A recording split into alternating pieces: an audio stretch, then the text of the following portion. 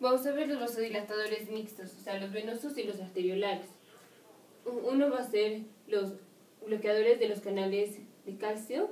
Estos van a ser, pues se dividen en los de dihidropiridina y los no dihidropiridina. Estos actúan principalmente en el corazón, entonces los que van a hacer vasodilatación van a ser las dihidropiridinas. Estos van a ser nimodipino o nifedipina. Estos producen como efecto adverso hiperplasia gingival.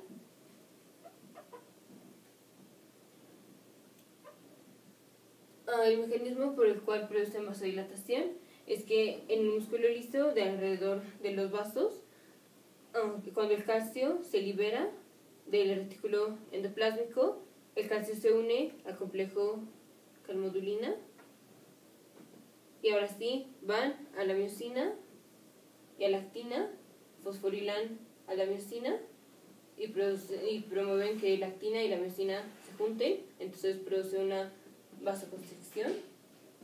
Entonces estamos dando un antagonista de los canales de calcio. El calcio no se va a poder meter, entonces el calcio y la calmodulina no fosforilan a la miosina y entonces hay una vasodilatación porque se inhibe la vasoconstricción. Ahora otro medicamento mixto es fenolopam. Este es un agonista de la dopamina. Ahora el fenolopam es agonista de dopamina D1 y D2, de los receptores D1 y D2, y luego de los receptores beta y luego de los receptores alfa. Ahora, si tenemos de los receptores beta 2 a uno de los receptores beta 2, esto hace vasodilatación, o sea, en las arteriolas y bueno, en los vasos están los receptores beta 2 y alfa 1. Los alfa 1 hacen vasoconstricción, los beta 2 hacen vasodilatación. Aquí el fenolopam a bajas dosis tiene más afinidad por los beta 2 que por los alfa, entonces va a ser vasodilatación. Ahora si damos altas concentraciones de fenolopam puede ser que haga vasoconstricción, pero si es dosis bajas va a ser vasodilatación. Ahora otra cosa que hace el fenolopam va a ser natriuresis, o sea, va a ir principalmente actúa en las arteriolas aferente y en la eferente del riñón, mucho más en la eferente. Esta es la arteriola aferente, este es el glomérulo y esta es la arteriola eferente. Si hay una vasodilatación, va a aumentar la sangre que llega aquí al glomérulo, entonces tenemos aumento en la presión hidrostática intracapilar y esto promueve que el agua se salga del capilar y se está saliendo hacia la cápsula de Bowman. Entonces tenemos un aumento en la tasa de filtración, en lo que se está filtrando, un aumento de la tasa de filtración glomerular. Y si tenemos aumento en la tasa de filtración, pues estamos filtrando todo, estamos filtrando sodio, potasio, pero le pega mucho sodio, entonces por eso tenemos natriuresis. Ahora, otro medicamento es la milrinona. Ahora, este es un inhibidor de las fosfodiesterasas. Ahora, cuando vimos los segundos mensajeros, estaba el AMP cíclico. El AMP cíclico es degradado por las fosfodiesterasas, o sea, la acción del AMP cíclico se termina por las fosfodiesterasas. Ahora, si tenemos un inhibidor de las fosfodiesterasas, esto va a hacer que aumente la concentración de AMP cíclico y esto activa a la proteinquinasa A. O por ejemplo, si tenemos GMP cíclico, también va a aumentar la concentración de GMP cíclico y esto activa a la proteinquinasa G, que activa a una fosfatasa, o sea, esta fosfatasa que quita fosfatos está activa cuando está fosforilada, porque la proteinquinasa le pegó el fosfato y esa fosfatasa hace vasodilatación, porque si estas son las miosinas y esta es la actina, hace desfosforilación de las cadenas ligeras de la miosina y esto hace que la miosina no se una con la actina y eso hace vasodilatación. Por eso los inhibidores de las fosfodiesterasas hacen vasodilatación porque aumentan GMP cíclico y AMP cíclico. si hay aumento del AMP cíclico, es como si el inhibidor de la fosfodiesterasa fuera un agonista beta 2, porque el beta 2 está en los vasos y está asociado a una proteína GS. La proteína GS activaba a la adenilatociclasa. La adenilatociclasa convertía el ATP en AMP cíclico, y ahora si bloqueamos a la fosfodiesterasa, pues tenemos más aumento en el AMP cíclico. La vida media del AMP cíclico aumenta. Entonces, un bloqueador de la fosfodiesterasa es como si fuera un agonista beta 2. Y aparte, el AMP cíclico inhibe a la fosforilasa de la cadena ligera de la miosina. Si la miosina, cuando está desfosforilada, inhibe la contracción, cuando está fosforilada, cuando se le pega un fosfato, hay vasoconstricción. Aquí el AMP cíclico inhibe a la fosforilasa de la cadena ligera de la miosina. Entonces, inhibe que esta enzima llegue y le ponga fosfato. Entonces, aparte de promover la desfosforilación, está inhibiendo la fosforilación. Entonces, produce una vasodilatación. Los otros medicamentos que hacen vasodilatación son agonistas beta. Ahora pueden ser agonistas, por eso serán agonistas mixtos, porque no hay agonistas selectivos solo para beta 2. Entonces son agonistas beta mixto. Eso es, por ejemplo, isoproterenol.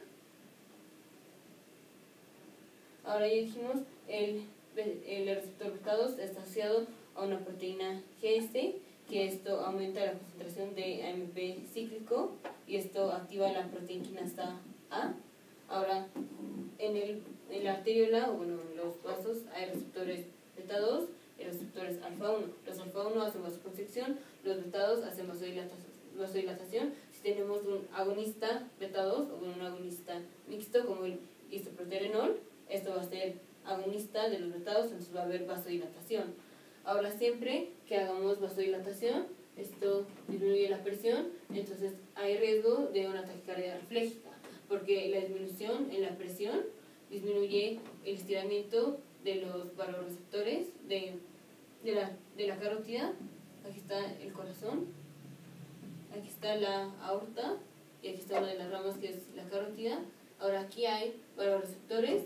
Los vasoreceptores responden al estiramiento de la carótida. Mientras menos presión, menos estiramiento hay. Entonces no están tan activos, o sea, menos presión disminuye el estiramiento, entonces disminuye la respuesta que tienen los vasoreceptores, y los vasoreceptores responden con una respuesta parasimpática. Entonces, si disminuye la respuesta de los vasoreceptores, disminuye la respuesta parasimpática, o sea, es como si tuviéramos un antagonista del parasimpático.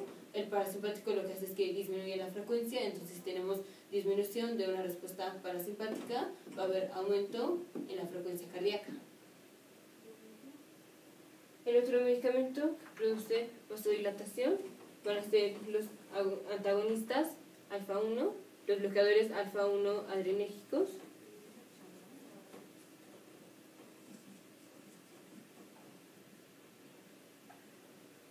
El receptor alfa 1 adrenérgico está asociado a una proteína GQ. Entonces ya vimos que finalmente se activa la fosfolipasa C. La fosfolipasa C produce el inositol 1,4,5-trisfosfato, y este va al retículo endoplásmico, libera al calcio, y el calcio junto con la calmodulina fosforilan a la miosina y producen la vasoconstricción. Así ahora tenemos un bloqueador del receptor alfa 1 adrenérgico, entonces el calcio no se va a liberar, no se va a poder fosforilar la miosina no se fosforila, y entonces no hay la vasoconstricción, habría una vasodilatación. Ahora los antagonistas alfa 1 adrenérgicos pueden producir, o sea, si la presión se les baja muchísimo, siempre que una persona se para, disminuye el retorno venoso, disminuye la sangre que está llegando a las aurículas. Entonces, si hay menos sangre que llega a la aurícula, hay menos sangre que pasa al ventrículo, entonces hay disminución en el volumen de eyección. Esto es normal, pero si a un paciente aparte le estamos dando un bloqueador alfa 1 adrenérgico, entonces no podemos aumentar la presión. O sea, cuando nos paramos hay disminución en el volumen de eyección y esto compensa con tratar de aumentar la presión. Pero si estamos bloqueando el receptor alfa 1 adrenérgico, estamos bloqueando la respuesta simpática refléjica. Entonces el paciente cuando se pare se va a sentir mareado, va a sentir que casi se cae, y esto es lo que se llama hipotensión ortostática.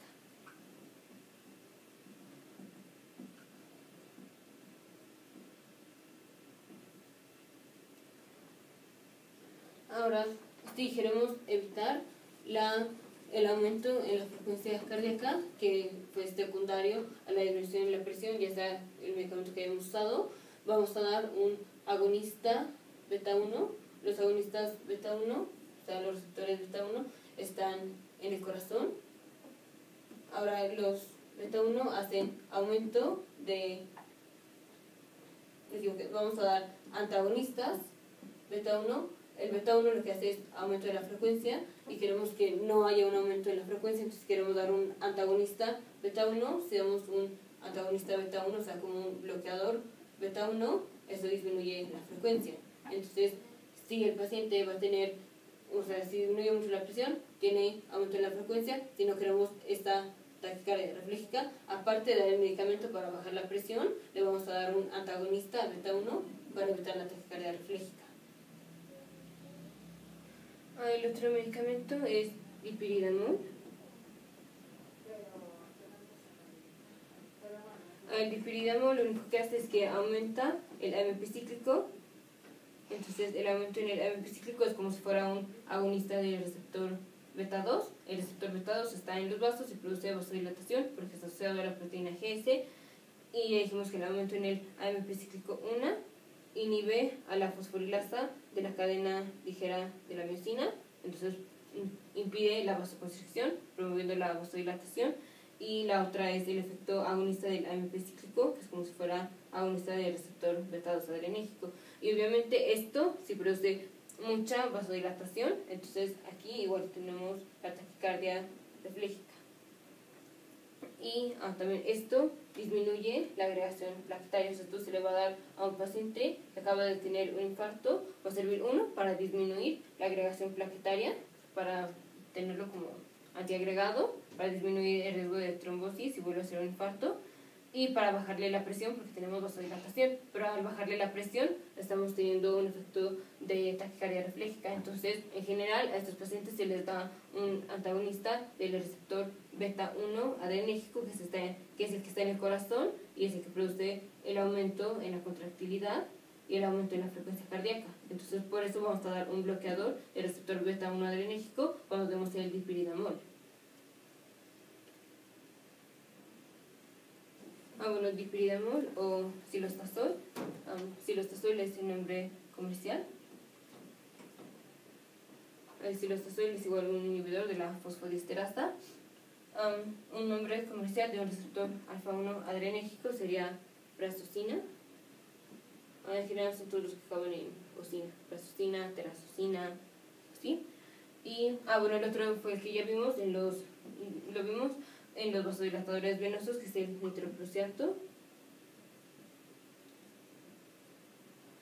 Dijimos que actúa a través del aumento en el GMP cíclico, porque se convertía en óxido nítrico, y el óxido nítrico atravesaba la membrana de la célula, activaba la guanilactociclasa del citoplasma, convertía GTP en GMP cíclico, y el GMP cíclico activaba a la proteinquinasa G. La proteinquinasa activa a una fosfatasa, o sea, la proteinquinasa pega un fosfato en la fosfatasa activándola, y la fosfatasa quita el fosfato de la cadena ligera de la miosina y impide la vasoconstricción, promoviendo la vasodilatación. Y como efecto adverso del nitroprusiato es que puede generar intoxicación con cianuro. Entonces hay que administrarlo junto con nitritos y con tiosulfato de sodio.